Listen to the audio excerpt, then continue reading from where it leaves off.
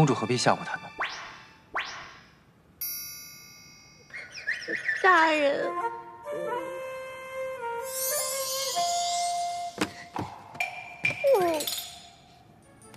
别怕。天机公主，即便是你，也不能为难我的人吧？还请公主不要拆散我们。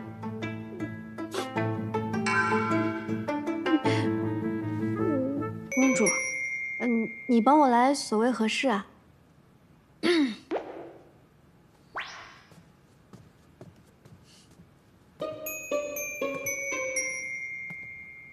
名义是吗？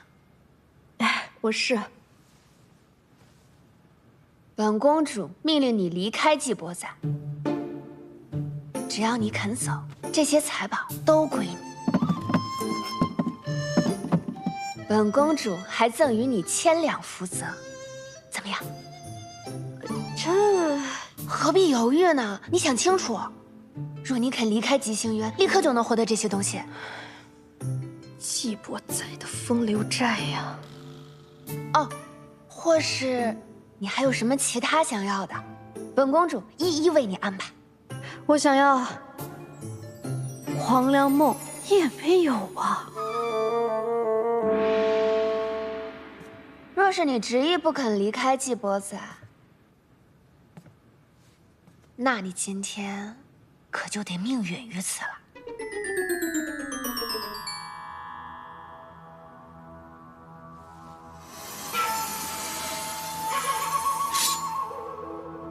本公主也不喜欢奸细，但无奈纪伯宰对你实在特殊，留下你不行。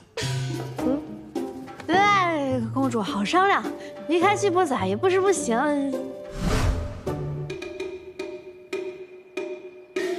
公主，你一定觉得我会这么说吧？诚然，一个男人和这些无尽的财富，甚至性命相比，也没那么珍贵。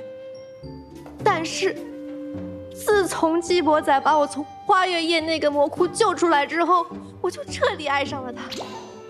眼下我对他是一往情深，至死不渝。那既然如此，你就死了吧，还能减少些麻烦。小云，动手！第一次拿刀吧，手偏痛。来，小样儿，我都看见你了，赶紧来救我呀！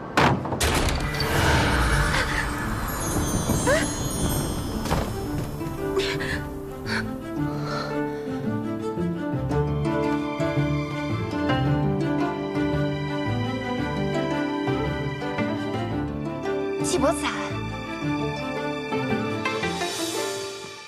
公主何必吓唬他们？大人，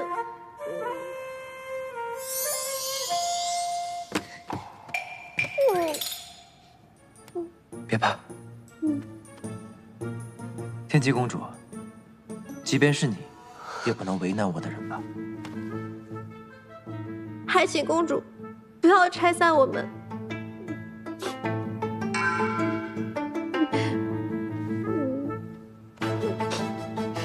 季仙君当真决定要维护他了。天机公主，你我之间只是公平交易，不涉其他。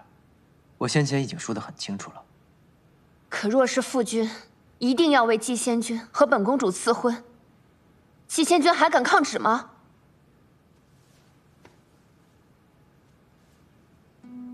神君常年昏睡不起，寒风君如日中天。如今这吉星宫从上到下，怕是都以寒风君为尊了吧？在下不才，也算是个新贵。旧日的公主与新晋升的贵客，你说，寒风君会让你成功的拿到这份旨意吗？季伯宰，你不要忘了，是本公主让你摆脱罪囚身份的。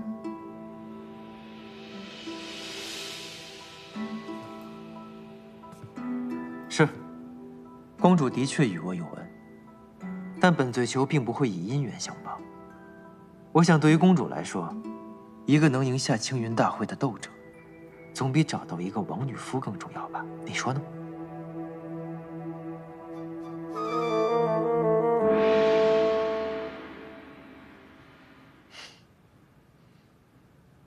当然，还请季仙君加持。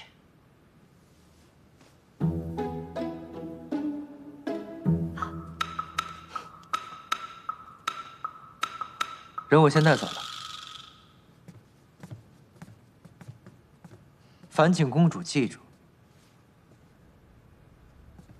若是有人再敢为难我的名义，即便是天王老子，我也一样杀了。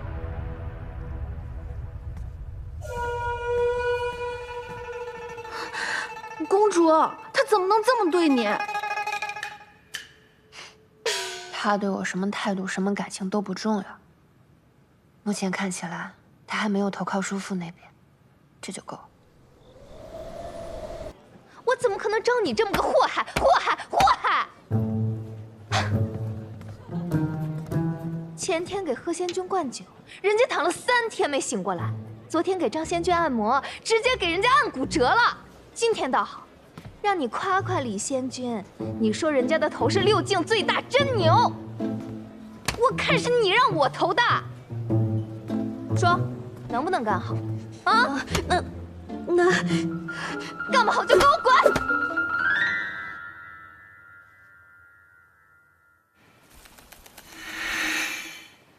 主上，他不在房内。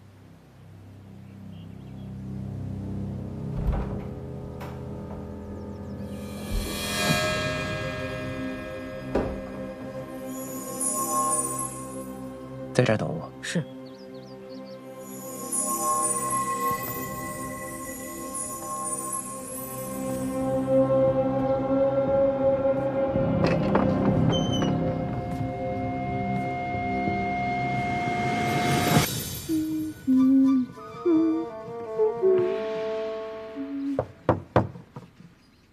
回来了，大人，饿不饿？我做的葱油饼可香了。我们花月夜的房主福月就跟我说，想留住男人的心呢，就得勤快又贤惠，所以我就想看男友厨房给你做个早饭。葱油饼，你前面就是在做这个？葱油饼啊，是我这世上最爱吃的食物，也不知道大人喜不喜欢。那你怎么也不来寻我呢？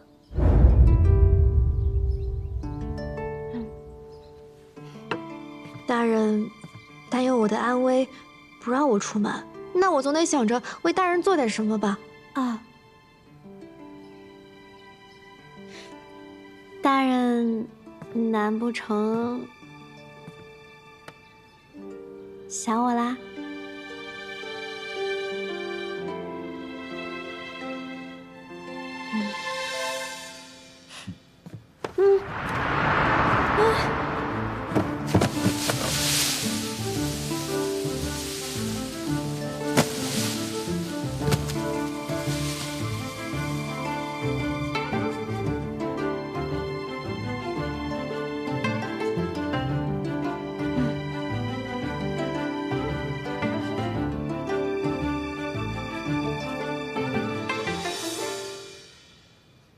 自然是想你的。大人，这是做什么？这才刚起呢。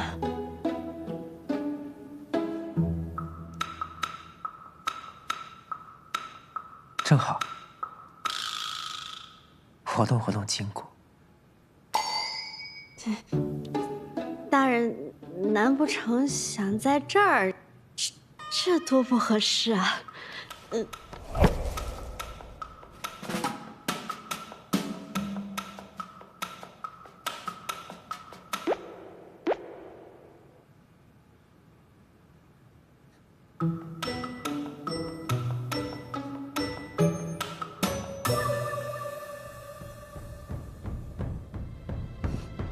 你似乎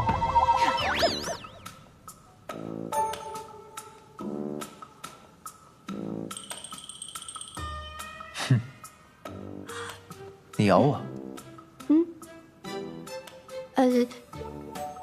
这不是良辰吉日，大人这样影响灵修的。大人有慧根，要保重身体。什么对我一片真心，结果却是如此扫兴。既如此，你就回去吧。我这儿不留你这般乏味的仙子。大人，荀婆婆，大人，主上，送她回花月夜。是。大人，我知道错了，求你别把我送回花月夜。我若是回去了，福月房主定觉得我是个没用的，会折磨死我的。我的武圣，与我何干？大人，大人，我从小家境贫苦，我父母双亡，我在花月夜我都是度日如年，我只求大人给我个容身之所，我求您了。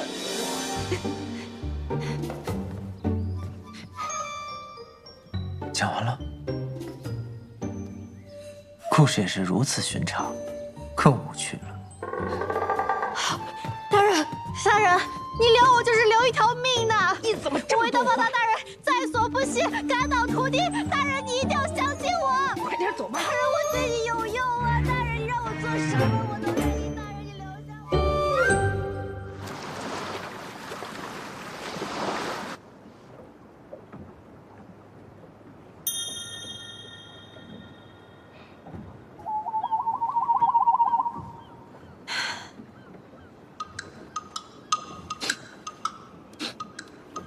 婆婆，大人他是真的误会了，我不是不想，我就是单纯没准备好。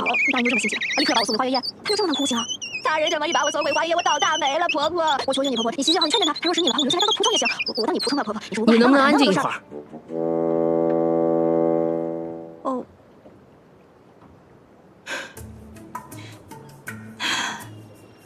行，就这么把我送回去了。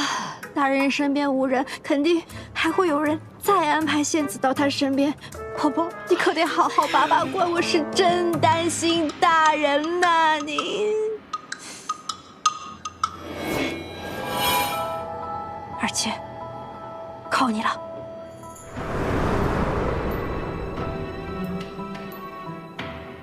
设法告诉木器柏的人，季伯仔把我送返花月夜了。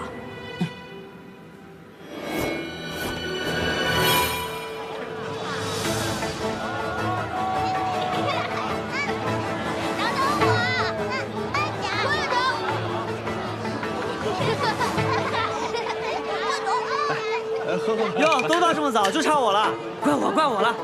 我去那个花月夜看了会儿热闹，你们还不知道吧？就昨夜，那个季伯仔季仙君从花月夜带回去那个小仙子，还记得吧？记得。你说他不知道怎么着得罪了咱这位吉星园新贵，今儿一早就被人给扔回去了。扔回去了？要不就说季仙君这新鲜劲儿啊，都不隔夜，带回家一日就给送回去了。这经历未免也太有限了吧？真的假的？季伯仔把人给送回去了？是啊，那福月房主现在还让人家擦地呢，好可怜呀！从南擦到北，从东擦到西，来回来去擦都不让人家停。哎，你说说这福月房主他怎么心这么狠呢？哦，还有这种事儿？是。既然那仙子已被送回了花月夜，此时便是我们再次送人的好时机。青云大会之后，本君几番向季伯仔示好，他都未曾有过回应。我倒想要看看，他这次还有什么理由拒绝我。只要能将人送入无归海，那么在外人眼中，季伯仔和我那侄女之间的结盟就不算太稳固。属下明白了。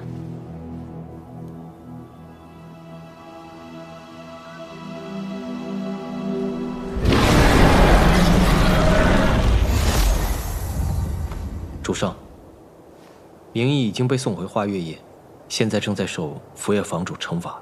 那法术结界被破之时，回去了就行。乌龟海四处都是眼线，有嫌疑的也不止他一个，正好找个理由将他送走。眼下最重要的，还是拿到剑叶草。逐水灵州赢下了青云大会，莽福林长落败，进献的贡品中就有几株。明日你便前去一趟。是。不朽，逐水灵州功法邪门，你切忌保全自身。无碍，他们来一个我杀一个，来一双我杀一个。主上，来了一双女子，言笑仙君带来的。我来。先别杀。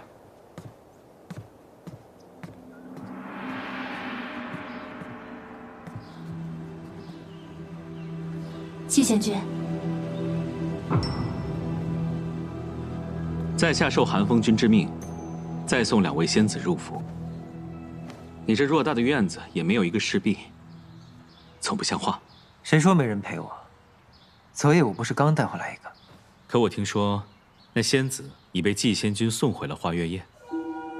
哼！既然昨夜那仙子伺候的不好，遣回去也是应该的。但这2位仙士，可是寒风君特意为季兄挑选的。季兄贵为首席战客，身边总该……连兄当真听说明义回花月夜了？是啊。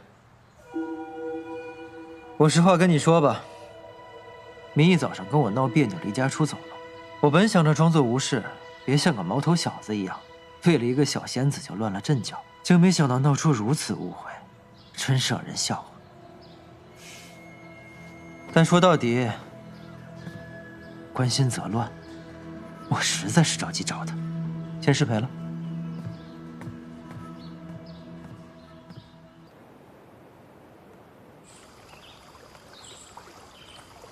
仙儿，这是母妃亲手为你做的栗子糕，快尝尝，好吃吗？不错。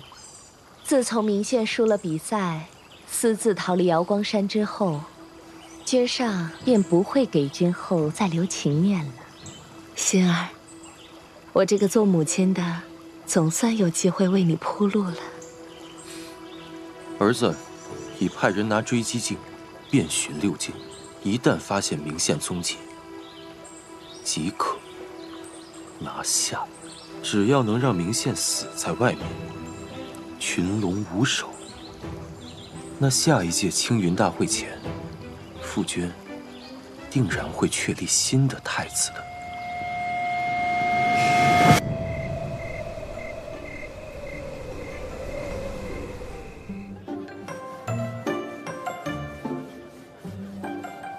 眼细点儿，手快点儿。灵力这么弱，别人 biu 一下就擦完了，你搞半天，还有胆子得罪季仙君，我花月夜的招牌都快被你毁了。真不知道当初我怎么就心软，把你这个废物给招进来了。我因为你心软嘛，你最好了。贺公子呢？走了？还说呢，这地呀，别再擦了。他那一脚高一脚低的人，今天都打滑好几回了，特别不开心，害得我给他多唱了好几支曲呢。哎呦，你怎么一点都不心疼我？我怎么就不心疼你了呢？那你还让人家在这里擦地？行了，都别擦了。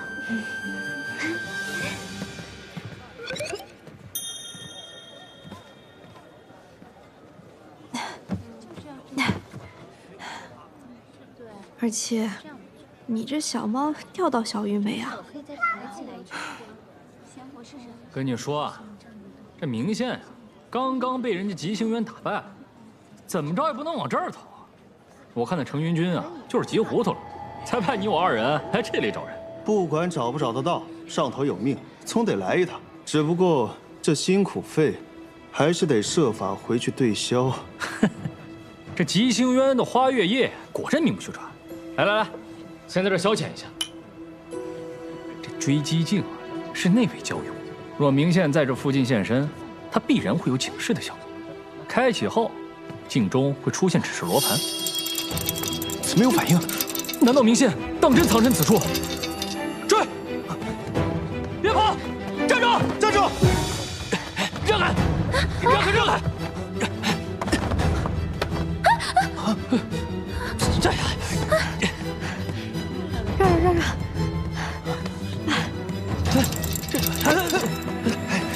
这罗盘一直转，我们怎么见不到人啊？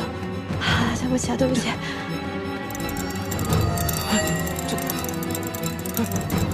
弄错了，是在楼上。让我过去。哎，在哪儿啊？哎，他，就是他，别跑！居然还能找到我！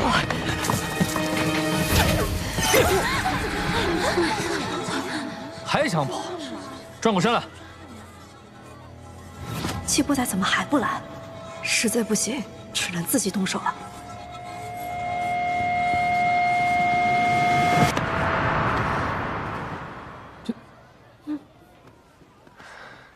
他是我的人，你们穷追猛赶是要做什么？季仙君如今一朝得势，就什么都要干涉吗？这仙子行迹可疑，令我们手中的追击境事情，还请让开。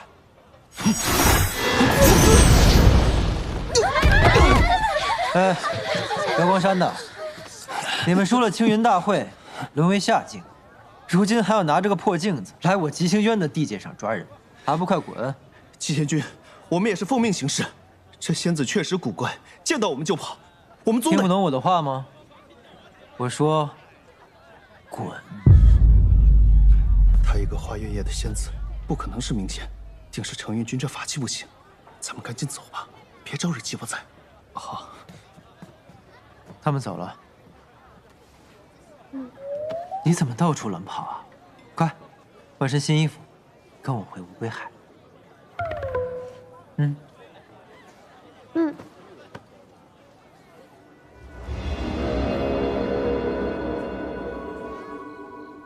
荀婆婆不讲情面，一再推拒韩风君的好意。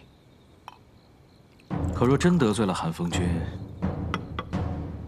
有什么好处呀？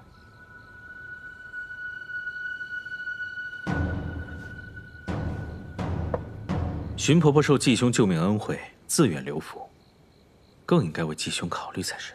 仙君如此清楚老身来历，想必更加了解。我乌龟海上下为主上马首是瞻。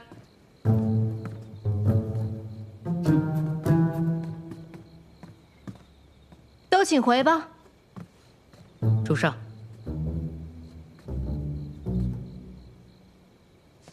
这才多久啊？这么快就想找人来替代我啦？别生气。哼。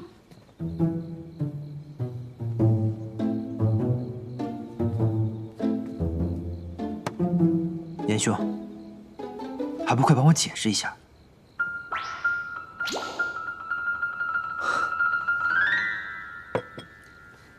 明仪仙子，这两位仙士是韩风君精心挑选来的，绝对不会与你争锋。大人，你把我从花月夜接回来的时候，是不是答应我要彼此真心相待，让我在乌龟海平安顺遂待下去的？算是吧。那既然如此，那我怎么不算是乌龟海的女主人呢？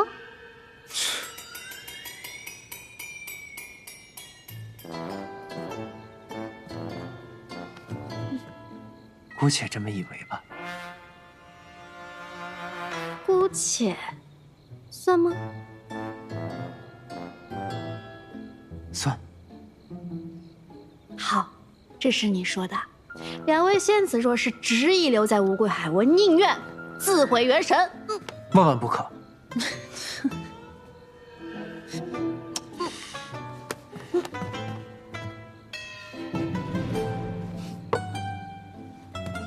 那你让他们走，顺便告诉所有人，我就是乌龟海的女主人，让他们死了心，别再塞人进来了，否则我死给你看。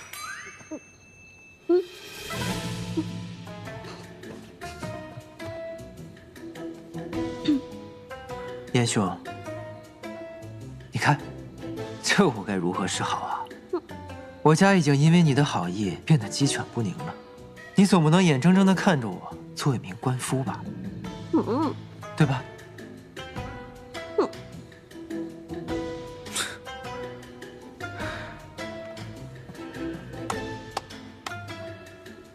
真是好一个官夫啊！既然季兄都已经如此说了，我还能怎么办？仙君，请吧。你们继续，我走。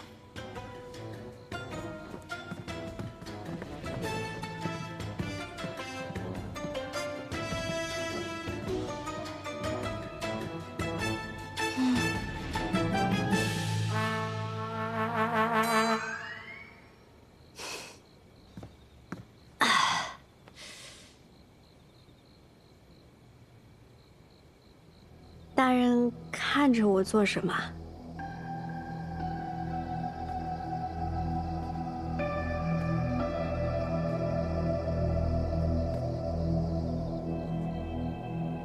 原来我不小心接回来的，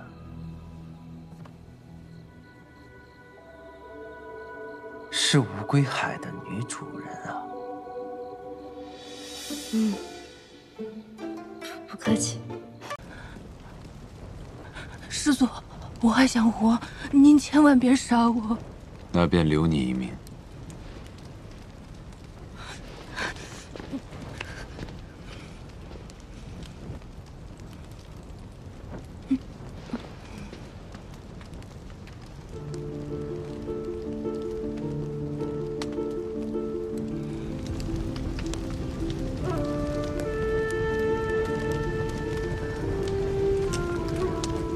这也太突然了。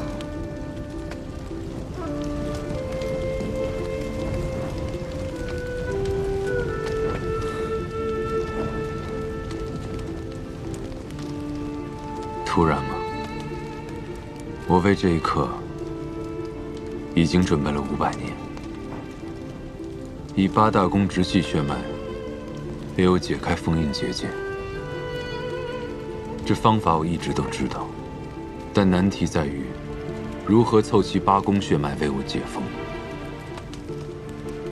我出不去，只能让他们进来。我将灵火炼出分身，增进修为，为的就是点燃8大宫心中的恐惧。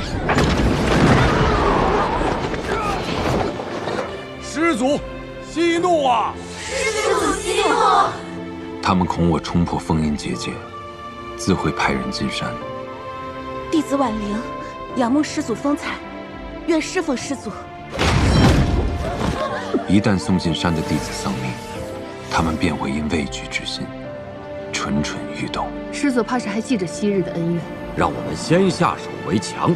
你去把塔外的结界消了，老鼠会顺着缝隙溜进来。而这第1个新月夜，就是我最虚弱的时候。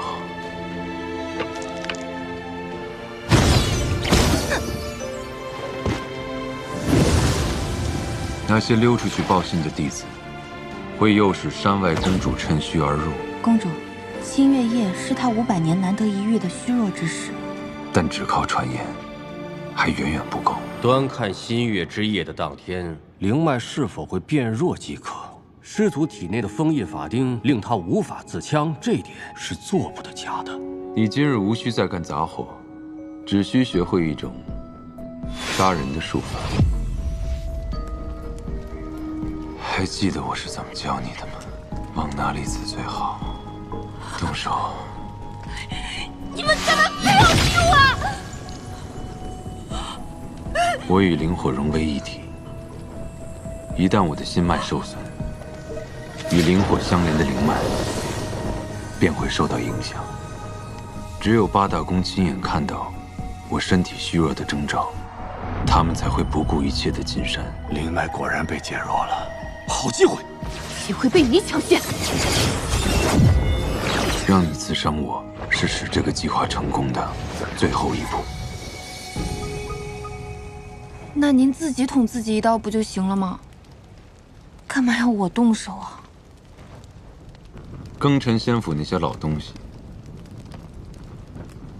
怕我在三圣山与这仙府的灵力同归于尽，在封印我的钉子上加了禁制，让我无法自强。所以这一剑要由你来辞。再者，不给你这个机会，怎能让我彻底辨别你当真无害我之心？拿自己的命当赌注啊！您可真是一个狠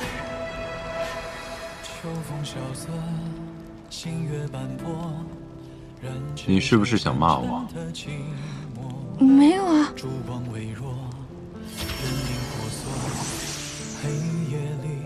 你是不是想骂我？是。骂来听听。杀人狂，大混蛋，你满意了吗？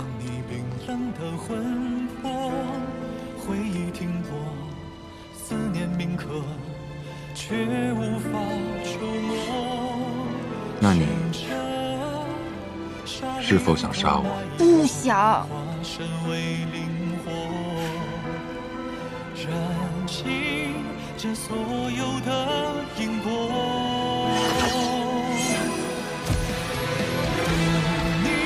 你不是困了吗？去睡吧。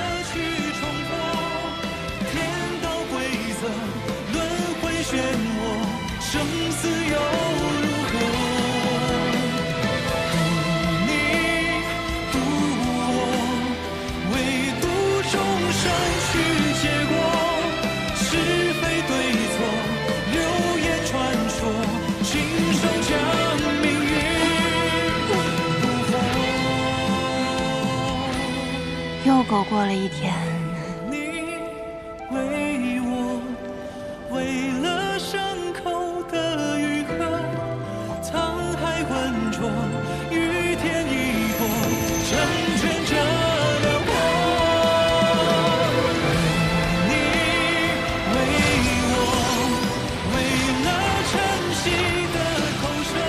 司马交在这里被封了整整500年。现在终于出来了，为什么他看起来并不开心呢？这仙府定藏了不少秘密，再让那群人苟延残喘些时日，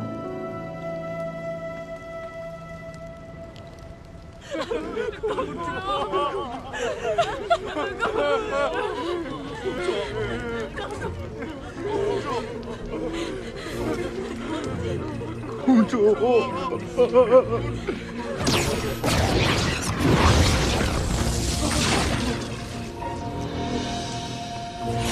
这贱奴竟想要夺位！究竟是什么东西，竟能炼化公主的内丹？难道你是公主的直系血脉？不会是公主女儿吧？公主女儿？不然，我如何炼化她的内丹？拜见公主！拜见公主！拜见公主！从今日起，阴之宫由我叶入灵掌管。若有不服，尽管来战。弟子不敢。拜见公主！司马交，你也算是做了一件好事。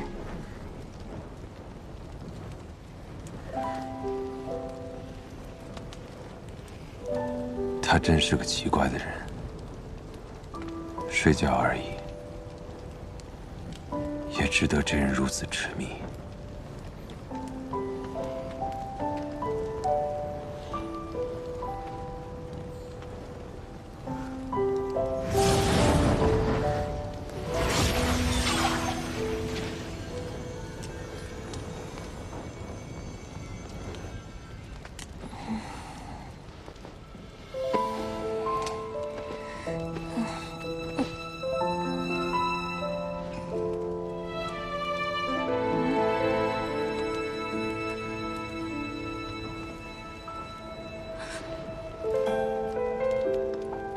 怎么回事？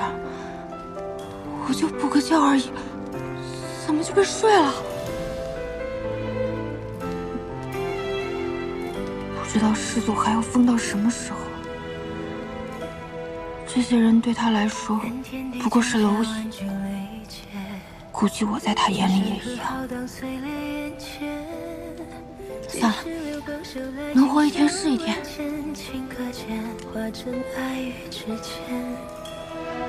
当羡慕一念善恶明辨，多少灵魂遁入阴荒野，风一脉灵火相牵，不见天明，偏与你缠绵。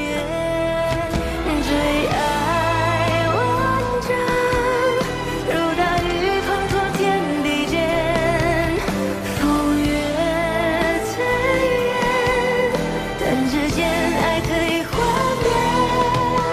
最爱无缘，热波乱乱一生时光，就算这一世万劫不复，也仍要和你纠缠。生生世世不还。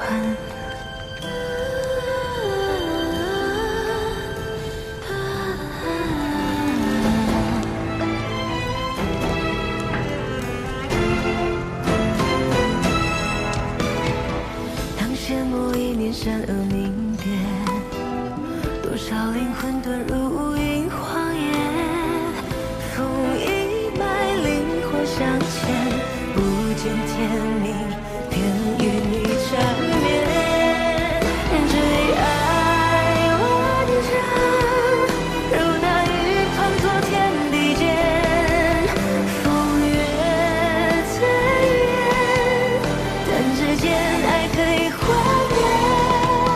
最爱无缘，热波乱乱一生时光，就算这一世万劫不复，也仍要和你纠缠。这方寸之地，竟求了我500年。最爱万丈，如大雨滂沱天地间，风月最远，弹指间爱可以幻灭。最爱无缘，热波乱乱一生时光，就算这一世万劫不复，也仍要和你纠缠，生生世世不还。师祖，白鹿崖内已准备妥当。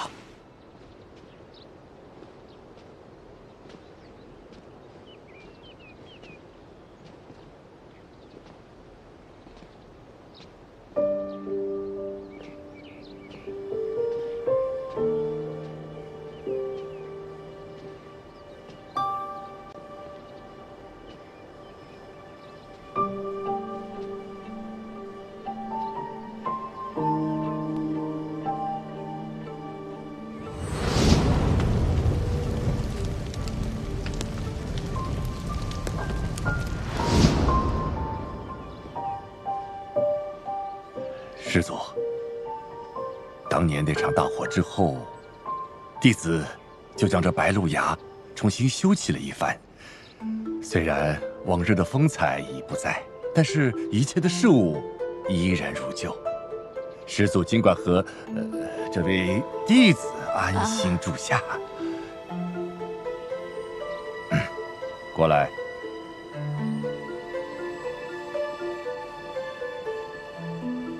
弟子知道师祖不喜被人打扰，弟子特意选了一些傀儡人，他们既无意识，也无灵魂，方便师祖差遣。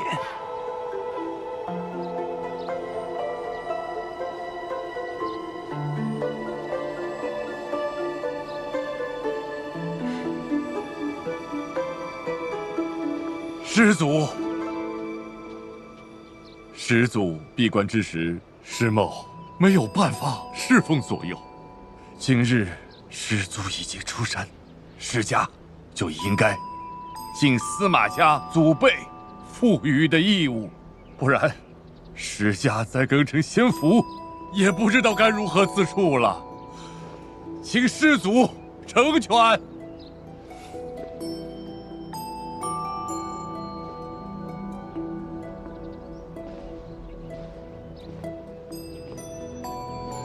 师长们，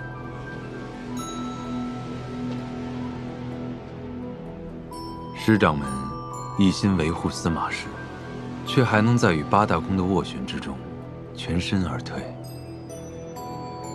费心了。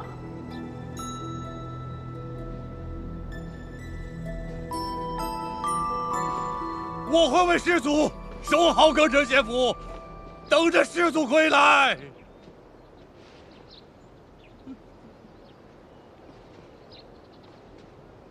唉，风景好是好，只是白鹿崖里只有我一人面对这嗜杀的诅咒。唉，不知道我这条小命还能留多久。你没休息好吗？啊，不是。那为何今天不如往常一般模样了？我往常啥样啊？问题不少，废话很多，还尽是些我听不懂的胡言乱语。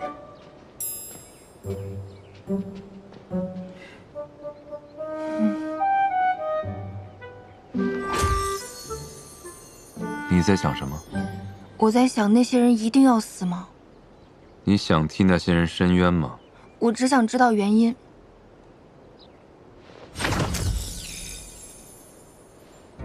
师祖居然没生气，脾气和猫一样难以预判。喜欢这里吗？喜欢。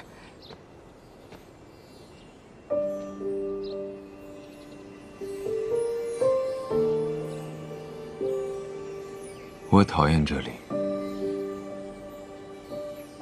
但这里毕竟是我的家。哎，这花在三圣山见过啊。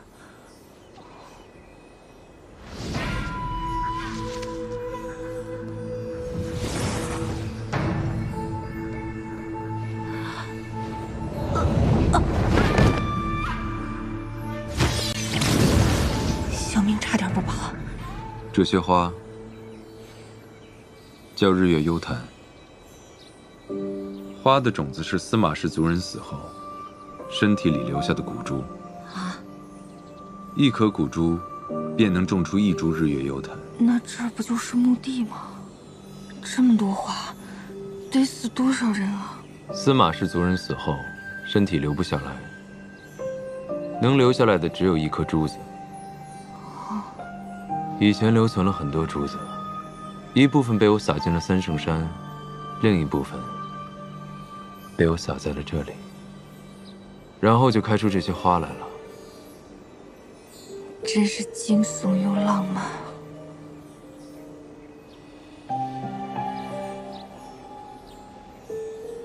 我送你一朵，自己选吧。可我摘花，您不会杀了我吧？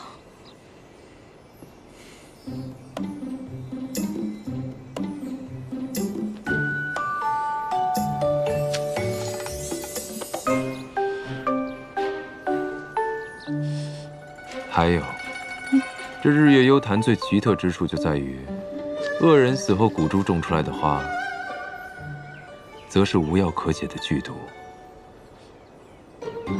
而善人的骨珠所种出来的花，则是可解毒的灵药。只不过这些花都样貌相同，无人能分辨出来。那我这朵不会是毒花吧？好像没什么事儿。哦，这样说的话，在三圣山那晚，玉蓉蓉是因为摘花中毒才死的呀。哼，贪心的人运气一向不好。还好，当时这花我都没敢动。不过这无药可解的剧毒和可解毒的灵药，不就是以子之矛攻子之盾吗？看你现在还能站在这里，选的应该是灵药，嘿，运气不错。嘿嘿嘿嘿。发生什么事了？没用的，他们分明是要困住我们司马氏族人。我太祖婆婆已故去，需出山安顿，你们封闭白鹿崖，这是何意？稍后我们会派人将太祖娘娘接出山安葬。司马一族应寸步不移守护灵魂，还请师祖潜心安于白鹿崖中。八大公居然这么明目张胆，这和将我们当作囚徒有何区别？你们眼里还有我们这些师祖吗？阵法乃八大公联合封印，只进不出，还请师祖莫要徒劳破阵。从师祖的上一代开始，就逃不过被八大公联合封困的命运吗？师祖，师祖娘娘，你不是护送太祖婆婆的尸身去阵法外吗？怎么这么快就回来了？昨日，八大公公主特意打开封印阵法的缝隙，让我将太祖婆婆的尸身送去崖外安葬。结果，快说！结果，那些八大宫之人竟然将太祖婆婆的尸身给享酒宴之欢，这简直是畜生！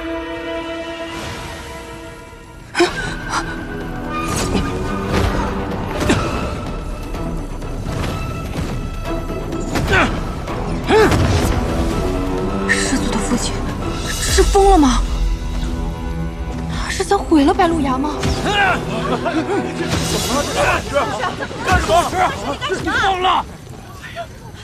干什么呢？这是！就是啊！哎呀！不是！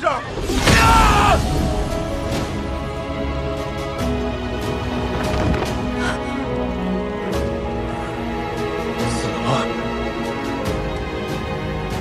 现如今只有司马鄂与他的儿子是能侍奉灵火的司马氏血脉，这不能让他们也死了。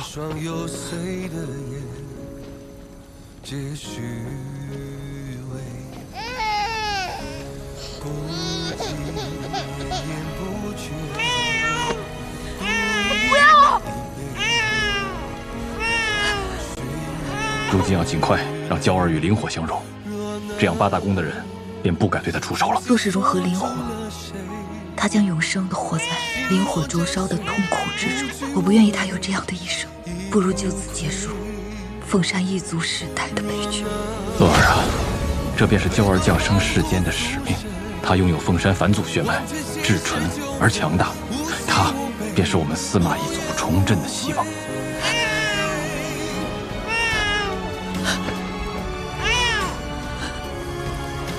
你可知炼化凤山灵火的代价？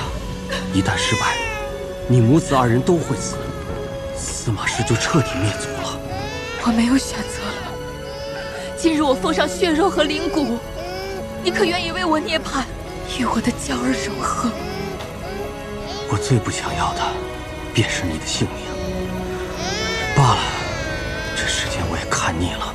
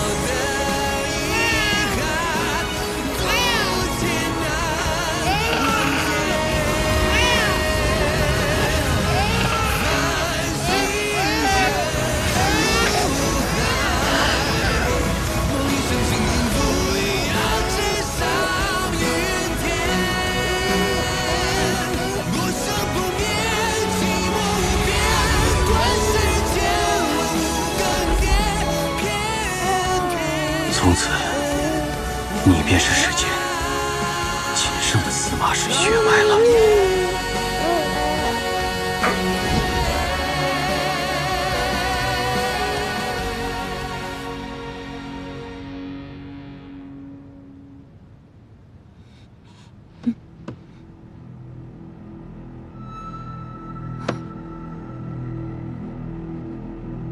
我是被埋了吗？谁埋的我呀？祖宗，蛇兄下火苗救我！看。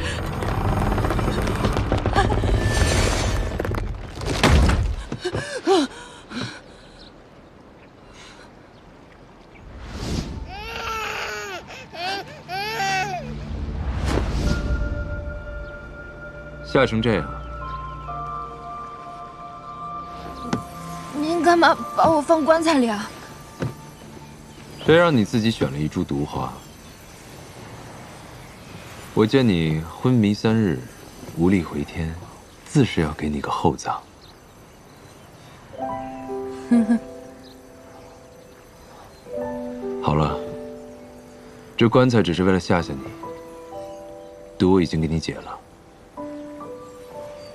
我选的是一株有毒的花。您不是说，只有恶人才结毒花吗？可司马鄂，司马娇的妈妈，看起来实在良善。一个人，怎么可能是非黑即白的呢？这区区一朵花，便能定善恶吗？那花为何有毒？死前，心情平静愉悦，骨珠结灵花；死前痛苦怨恨，结毒花。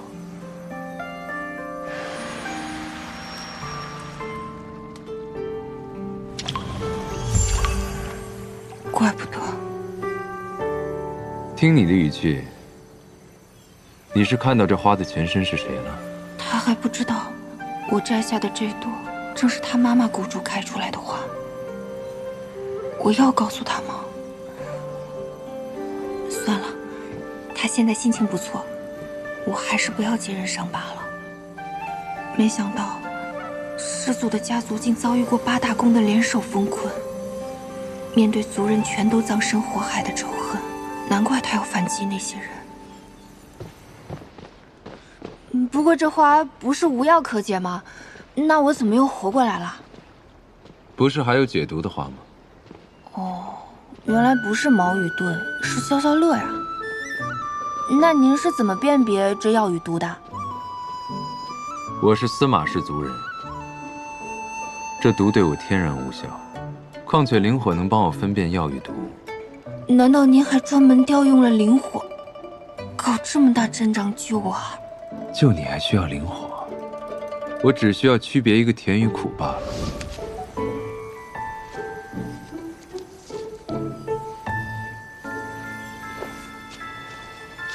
又是毒药。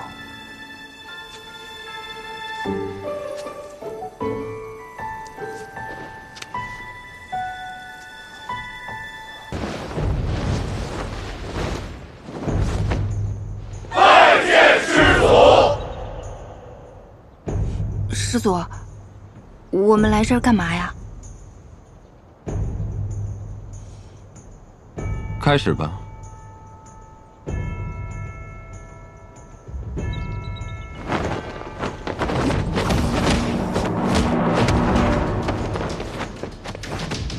这就是修仙世界的比武啊！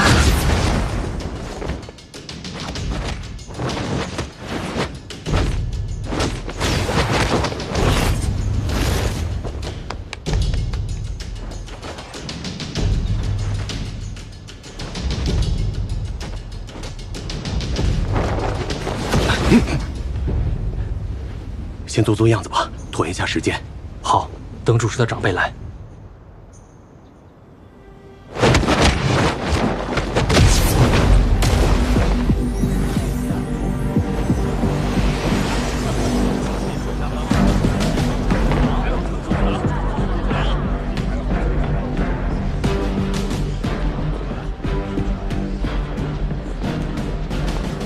师祖，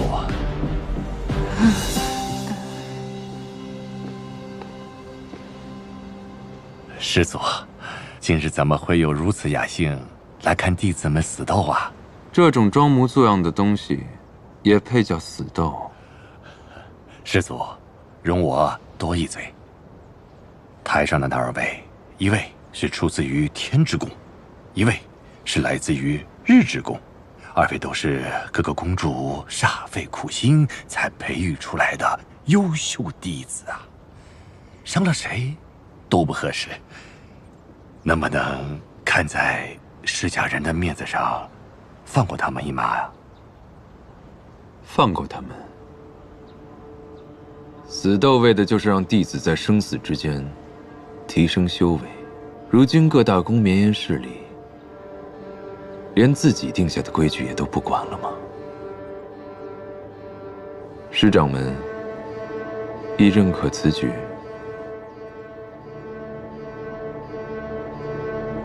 仙府竟然还有这种传统。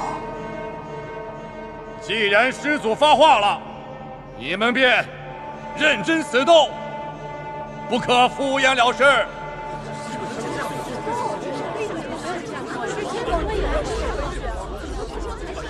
我们做错了什么？不过是同门师兄弟留有余地而已。就是，滥杀无辜，有违道义。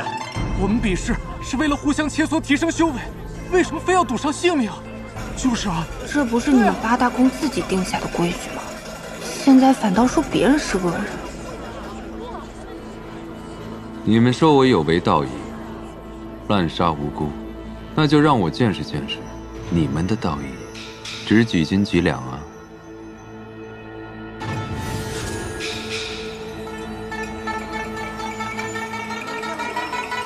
这是什么？这好像是血凝花。当真？这就是传说中的血凝花吗？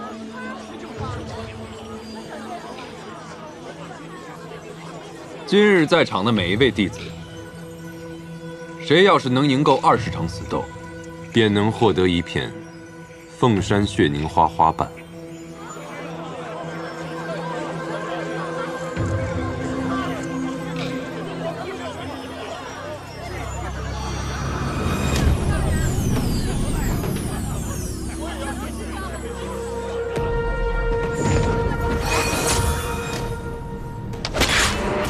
师弟，得罪了。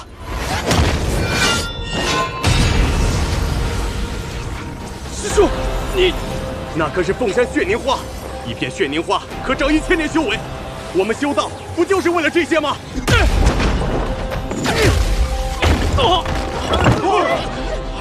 就为一片花瓣争得你死我活，八大宫的公主们对此也无动于衷，就这么冷眼旁观吗？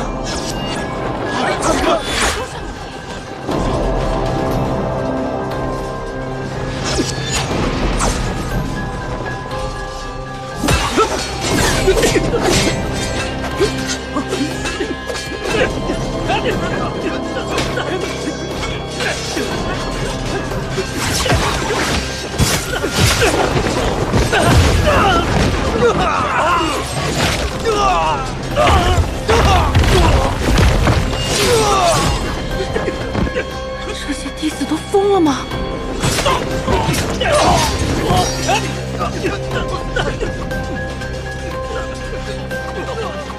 不过是比试，他们怎么自相残杀？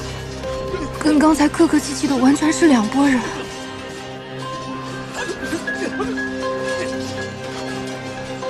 本就是人面狼心，如今图穷匕见罢了。师掌门，师祖是想将我们培养的优秀弟子全部杀了吗？其实这也不能算是师祖所为，是那些弟子贪婪罢了。哎，死的是我的弟子，你当然在这儿说风凉话了。石公主，稍安勿躁。真是没想到，当初一个小小的孩童，却变成今天这个样子。今日的死斗，只怕是师祖给诸位的一个警告啊！师掌门，你是八宫之首，又是师祖的心腹，你可千万不能让他再这么放纵下去啊！师掌门，我们可都仰仗你了。好，诸位放心，师某定当会全力的安抚。只是师祖刚刚出山，气还在头上，只要他做事不太过分，我们啊，也就睁一只眼闭一只眼，啊。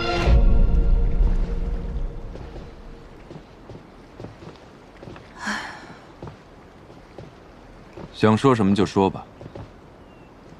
师祖，今日您拿出来那血凝花，他们似乎很想要。可是您不是说过，血凝花需要您的血才能用吗？否则人就会炸掉。可是，今天那些人，他们都没喝过您的血，就算得了血凝花，又有什么用呢？不是我的血，是凤山一族的血。凤山一族不是只剩下您了吗？是啊，司马氏的人死后只剩下一颗骨珠，尸体却留不住。知道为什么吗？是因为司马氏的血肉都是能增进修为的良药，会被庚辰仙府那些家族分割。照今日这些人敢抢夺血凝花的行径来看，在场的弟子都曾喝过我司马氏族人的血。受不了了。这魔域间隙倒是比仙府许多人正派，稀奇的很。算了，管他是哪里的。